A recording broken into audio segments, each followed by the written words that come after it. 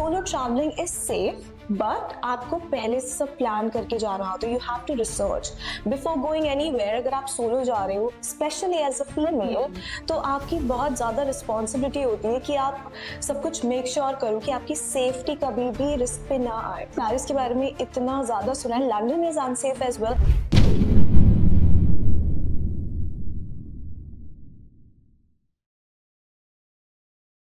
Hello दोस्तों, welcome to TVT podcast. सबसे पहले तो नए साल की आपको बहुत सारी शुभकामनाएं. आज हमारे साथ में फैबुलस ट्विंकल शर्मा जी हैं, फेमस इन्फ्लुएंसर. आइए उनसे मिलते हैं. Hello Twinkle ji. Hello, it's so good to be on your podcast. Thank you for inviting me here. And yeah, dance क्या है आपके लिए? इट्स अ फिटनेस और a therapy? it is a therapy for me. I started it because I was very much interested into dancing. I wanted to learn a new skill. And काफ़ी मेरा mind उस time पे बहुत अपने उन thoughts में रहा करता था. And I guess it's a part of our lives. हम बहुत overthink करते हैं जब हम घर पे होते हैं या जब भी हमें free time मिलता है. And ये स्टार्ट हुआ कि मुझे अपना लाइफस्टाइल इम्प्रूव करना था. I was 26 kilos plus at that time. So मेरा बहुत वेट पुट ऑन हुआ था एंड जिम में इजीली नहीं कर पाती थी. तो I started with diet and then I join a dance class and I use to go there. तो मुझे ना इतना पसंद आने लगा बिकॉज मैं कुछ नया सीख रही हूँ और साथ साथ मेरी बॉडी के अंदर चेंज तो आ ही रहा है पर मेरे माइंड पे जो उसका इफेक्ट था ना, दैट इज सो अंडररेटेड. बहुत लोग ऐसा सोचते हैं कि ओ आप डांस करते हो, okay, but it's more than that. It is a therapy. आप थेरेपी के लिए जाके पे करते हो, आप एक जगह बैठे रहते हो और उन्हें अपनी प्रॉब्लम्स बताते हो, but dance solves it for you. Like after this as well I am going to a dance class. आजकल लाइफ काफी ज्यादा स्ट्रेसफुल चल रहा था. So after going to dance class I am 1000% sure that I will feel better because आप अपनी एक artistic side से भी कनेक्ट कर पाते हो. It's music, you move your body and then you spend time with yourself for that 1 hour. So I would definitely recommend everyone to get involved in something creative because आपका mental peace बहुत enhance होता है उससे. It's more as a therapy. Yeah. And what about travel? Travel को कैसे देखते हैं? It started when I was 21 years old. मैं कल ही ये बात डिस्कस कर रही थी. मेरा एक फर्स्ट ट्रिप था. It was a work trip. मैं हैदराबाद मैंने ट्रैवल करा था दिल्ली से. एंड उससे पहले मैं ज्यादा नहीं ट्रैवल करती थी. लाइक अपनी फैमिली के साथ ही बाहर जाती थी. सो It was your first solo trip? Solo trip, work trip, solo work trip. वहां पे मैंने बहुत सारे फेलो इन्फ्लुएंसर्स से कॉन्टैक्ट्स बिल्ड करे एंड देन मैं उनसे रेगुलर मिलने भी जाती रहती थी. Actually that was the turning point of my life if I think about it. उस ट्रैवल से मुझे ये फील हुआ कि ये जो चीज है ना मुझे बहुत अच्छी लगती है और मुझे ये और करना चाहिए. आप अपने अंदर कुछ एक अपने आप को ही डिस्कवर करते हो. प्लेसेस एक्सप्लोर करने के साथ साथ अपने बारे में भी बहुत कुछ जान पाते हो. So now after moving to London from India, मैं लास्ट 2 years से लंदन रह रही हूँ एंड वहां पे भी मैं बहुत ट्रैवल करती रहती हूँ. लाइक एक ये तो बोल्ड स्टेप हो गया कि आप अपनी कंट्री छोड़ के अपनी लाइफ छोड़ के एक न्यू लाइफ स्टार्ट करने जा रहे हो अकेले. आपको न्यू कल्चर में रहना है, अडेप्ट करना है एनवायरनमेंट के साथ एंड आपको कुछ नहीं पता है उसके बारे में और कोई गाइड करने वाला नहीं है.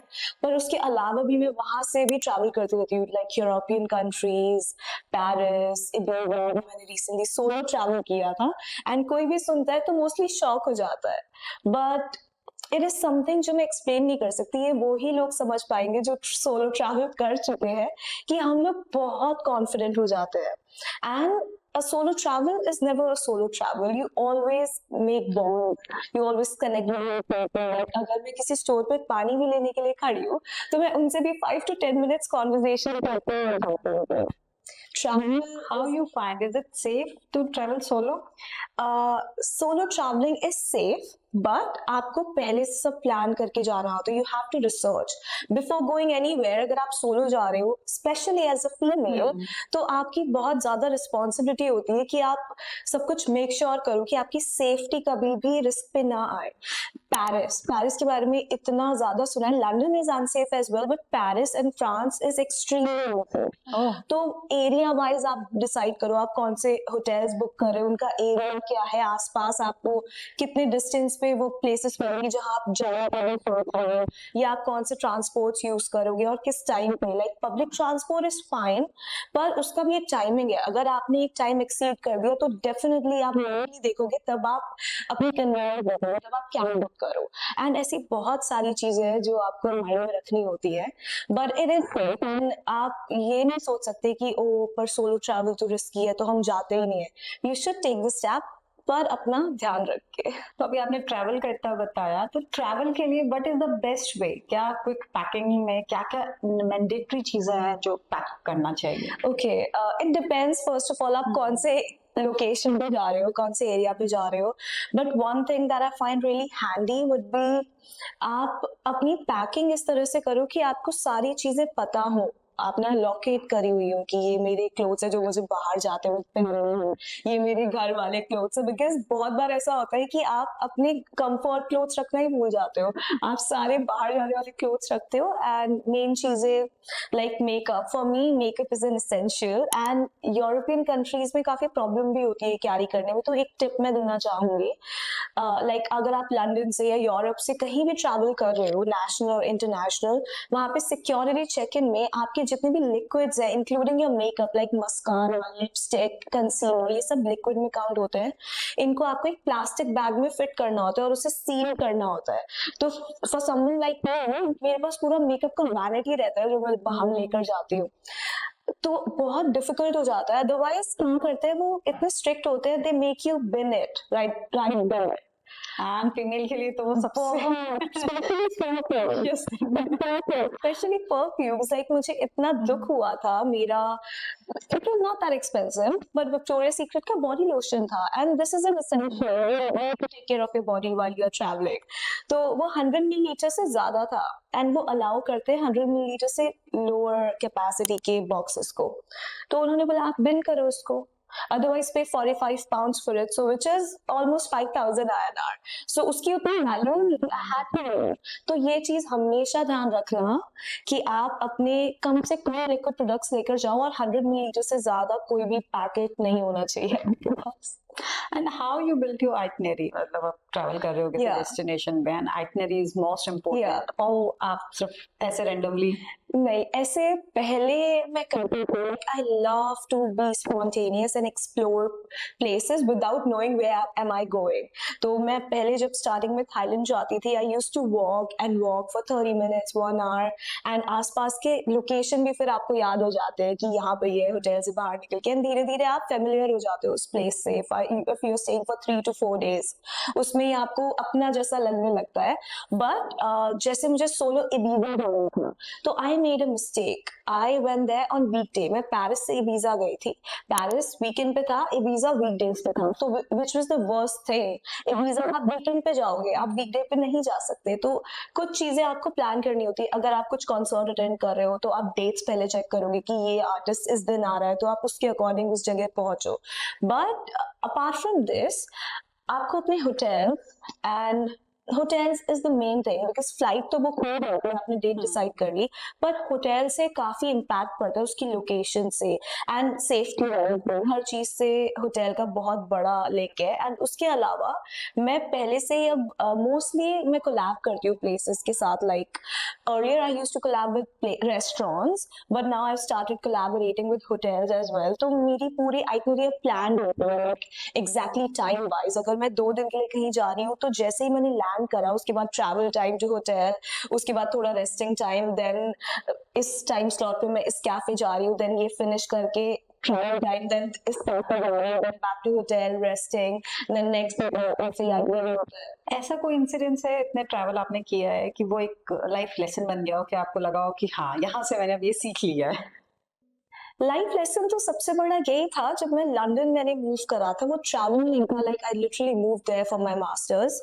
तो तब एकदम से लाइफ बहुत चेंज हो गई थी, इंडिया की लाइफ और लंदन की लाइफ और किसी भी अब्रॉड कंट्री की लाइफ में बहुत ज्यादा डिफरेंस है, क्योंकि आप अपना कंफर्ट, अपनी फैमिली, अपना लाइफस्टाइल सब कुछ छोड़कर एक ऐसी जगह जा रहे होते हो जहाँ के बारे में आपको कुछ पता ही नहीं है। पर उसको ओवरकम करने में मुझे 8 मंथ्स लगे। 8 मंथ्स लगे। एंड आपने सुना होगा कि हर कोई डिप्रेशन में चला जाता है बाहर जाके। एंड मेरे बाद और भी लोग आए, बहुत लोगों से मैं मिली, हर किसी की कोई ना कोई उस स्पेस पे होता ही है, सब बताते कि अभी हम डिप्रेशन में हैं।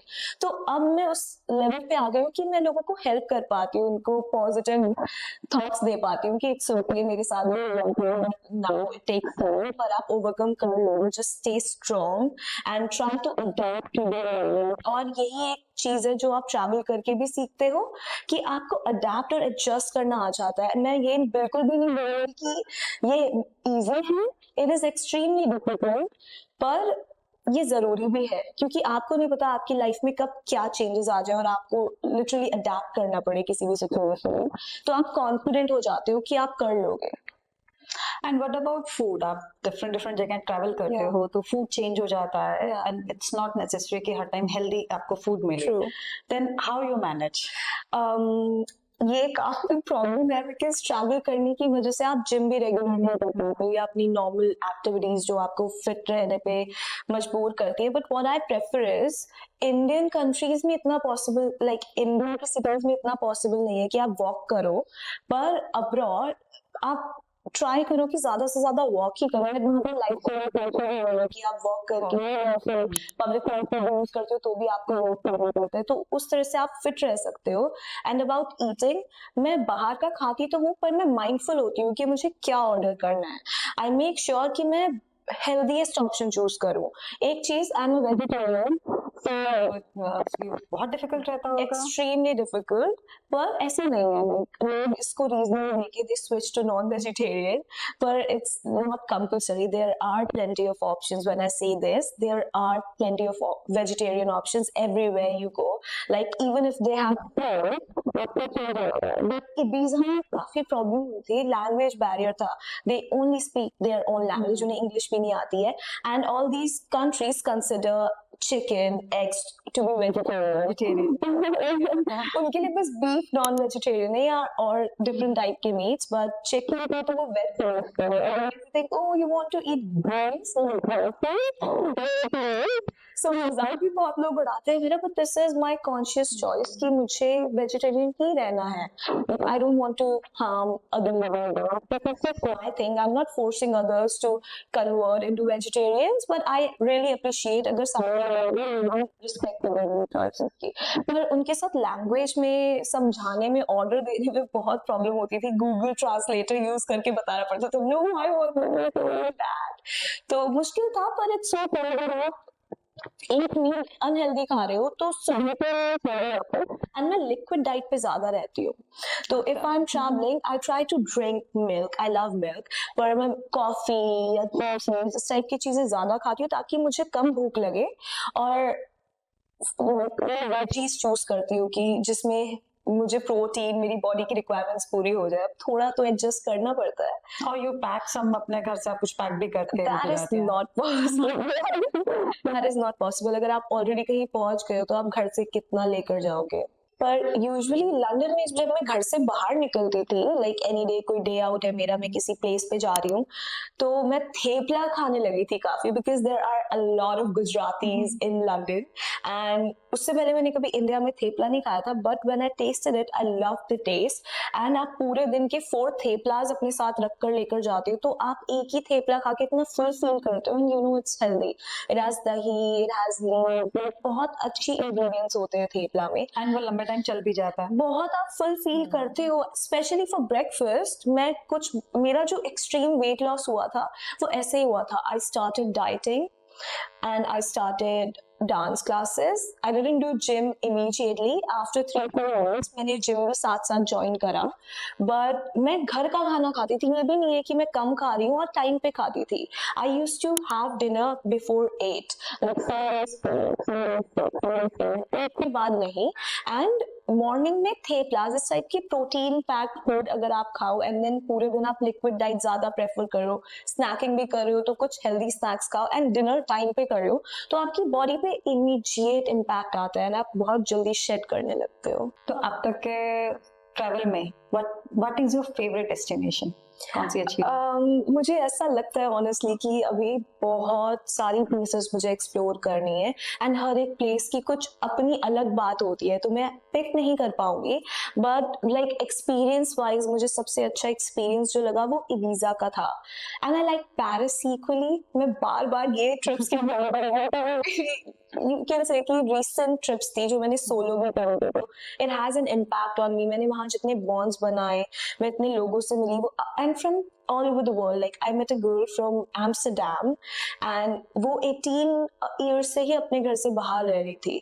She was from Germany. She moved to Amsterdam and वो अपनी like 18 years. When I think about it myself, कोई इतने गट्स नहीं होते हैं लोगों में कि वो अपना सब कुछ छोड़ के कहीं और स्टार्ट करें and at a very young age. तो उनकी लाइफ लेसन भी बहुत डिफरेंट होती है हमसे। वो इतनी कम एज से ही अकेले रहना सीख जाते हैं, अपने आप को खुद मैनेज करना, अपने फाइनेंस जो लोग घर में ही स्टार्टिंग से रहते हैं वो ये सब चीजों के कभी सिचुएशन नहीं पाते। सडनली कभी आ जाए ऐसा तो मुश्किल है।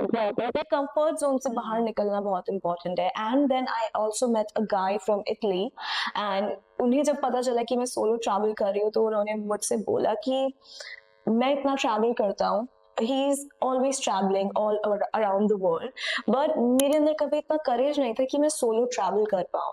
पर आई एम डैम श्योर कि आप जब सोलो ट्रैवल करते होंगे तो आपके अंदर आप एक ऐसी पावर डिस्कवर कर लेते होंगे जो आप सोच भी नहीं सकते। And now come to social media. या तो उसका क्या रोल रहा एंड बीइंग एन इन्फ्लुएंसर, या कैसी जर्नी?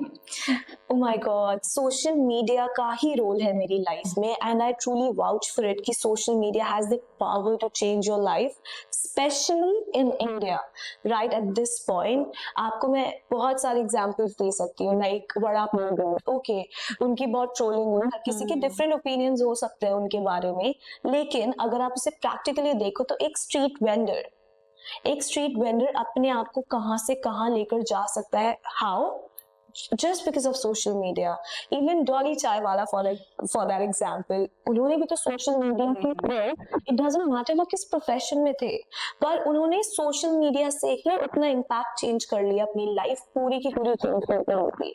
तो I encourage everyone, it doesn't matter आप lawyer हो, आप teacher हो, या आपको एक फैशन इंडस्ट्री में जाना है, per your social media presence is your identity. आप उसे अपना एक प्रोफाइल की तरह रखो कि आपके बारे में लोगों को पता हो और कंसिस्टेंट रहो उस पे। It doesn't take that much time, I am not saying it is easy, पर if you learn how to be consistent and how to put yourself out there, you will see the results in no time, and जो आप अपने पूरे career में नहीं earn कर पाओगे, आप सोशल मीडिया से वो exactly एक मोमेंट में भी अर्न कर सकते हो। It has that much potential, and मेरी लाइफ में भी ऐसा ही था। I started when I was doing my bachelor's from Amity University, Noida. I was into journalism and mass communication, but मुझे हमेशा से you know, कभी आप किसी चीज़ के लिए meant to be होते हो तो आप वहाँ अपने आप पहुँच जाते हो। तो मुझे हमेशा से था कि मुझे fashion related कुछ करना है। So I started by writing blogs online, and then I started with doing shoots, collaborating with cafes, and मैं starting में अपने pocket money से shoot photographer को pay किया करती थी। I was 17 years old when I started first. So उसके बाद धीरे धीरे चीज़ें चेंज होती रही। देन आई फाउंड पीपल जो मेरे साथ कोलैबोरेट करना चाहते हैं, देन हम कोलैबोरेट करके शूट करते हैं। देन आई फाउंड ब्रांड्स जो मुझे क्लोथ्स भेजना चाहती हैं। तो while studying I was doing it side by side, मेरी स्टडी एक साइड चल रही थी और मेरा सोशल मीडिया जो भी मैं उसके लिए एफर्ट कर रही थी वो भी चल रहा था। सो दीज आर काइंड, वो स्टार्ट किया मैंने ऐसा, एंड 7 years पहले इस चीज का बिल्कुल एक्सेप्टेंस नहीं था। बहुत लोग बोलते हैं कि आपने अपनी फैमिली को कैसे मैनेज करा। अब बहुत इजी हो गया है बिकॉज नाउ हर किसी जनरेशन को पता है व्हाट इज सोशल मीडिया, वो खुद भी अब यूज करने लगे हैं, पर एट द बिगिनिंग स्टेज हर कोई यही सोचता था कि क्या करें क्या करें क्या करें, but I didn't stop because आपको अगर पता है आप सही कर रहे हो, आप किसी का हार्म नहीं कर रहे और आप अपने भी हार्म नहीं कर रहे हो, तो you should stick to your decision.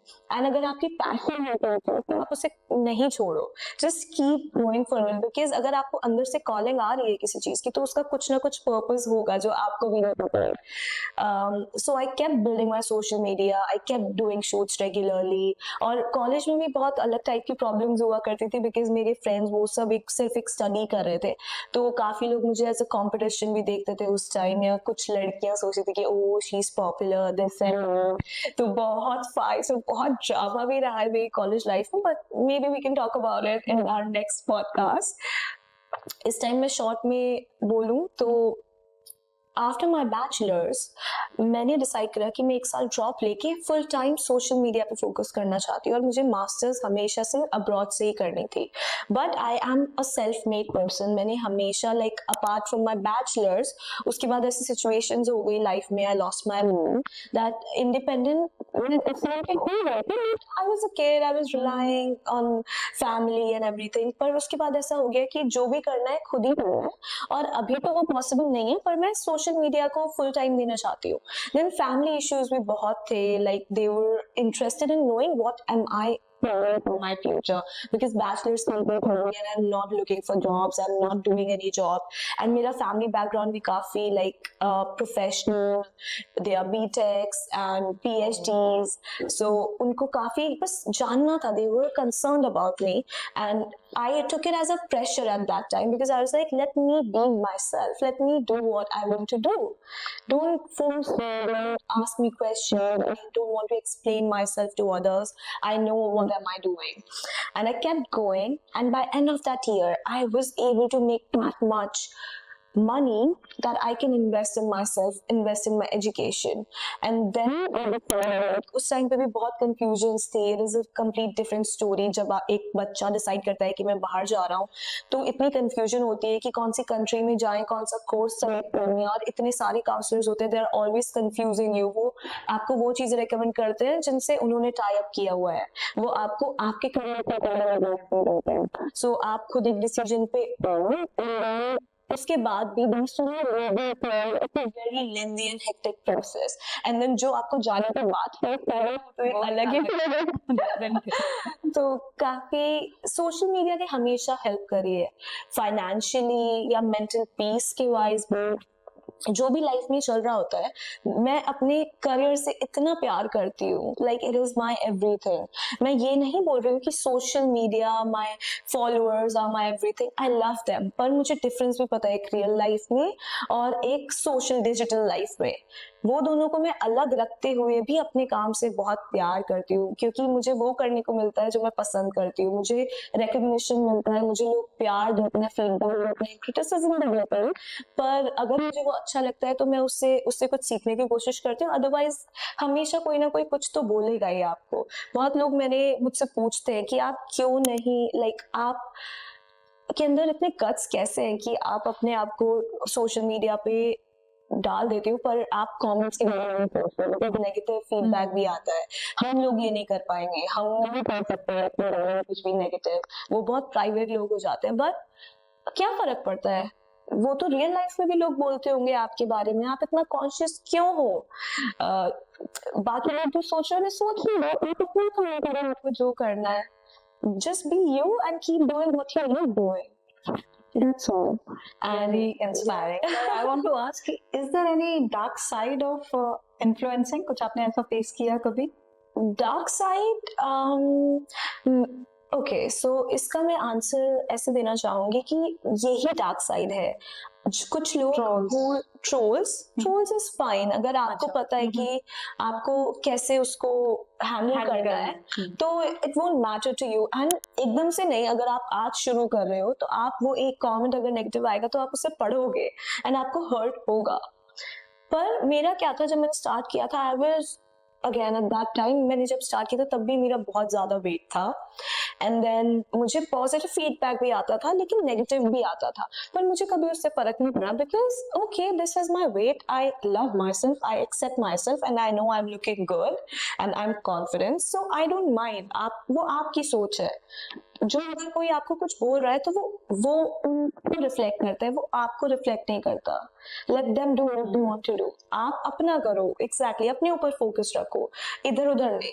अपने लिए गोल्स बनाओ, अपने करियर के लिए इंस्पिरेशन हो। कोई अगर आपसे बेटर कर रहा है तो उनसे जेलस नहीं होना है, उनको देख के ये सोचना है कि इन्हें ये चीज मिली है तो उन्होंने मेहनत क्या करी होगी, कैसे अचीव किया होगा, उनको ट्रैक करो एंड उस चीज को अपने रूटीन में लाओ, तो क्या पता कल आप इनसे भी आगे बढ़ जाओ, यू नेवर नो। तो ट्रोल्स की बात हुई, हाँ। Any of the best comment जिससे आपने अपने आप को और ग्रो किया हो? मुझे एक बहुत 3-4 साल हो गए इस बात को, पर ये हमेशा याद रहता है। कोई भी मुझसे पूछता कोई एक बेस्ट अपना कोई एक्सपीरियंस बताओ, तो एक बार मैं टैरो रीडिंग या एस्ट्रोलॉजी रीडिंग ऑनलाइन कहीं मुझे नंबर मिला था, तो I call one astrologer and उनसे मैं अपने करियर रिलेटेड कुछ डाउट्स क्लियर कर रही थी एंड उन्होंने बाद में मेरा नेम पूछा।